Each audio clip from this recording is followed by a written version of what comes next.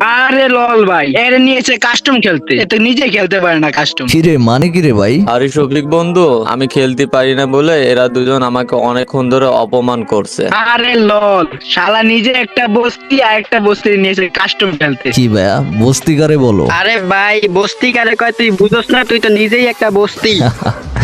আমি নিজে বস্তি তাই না? তোমার মতো বস্তির পোলা প্রতিদিন 1v4 এ পিটাই। আরে ভাই, পারলে তুই 2v2 জিতে দেখা, যদি পারস তাহলে তুই বাপ মানবো। আচ্ছা বাপ মানবি? আমি তো এমনিতেই তোর বাপ, জন্ম না দিয়ে এবার বাপ হয়ে যাব। ওয়েট, আমি কাস্টম বানাইতেছি।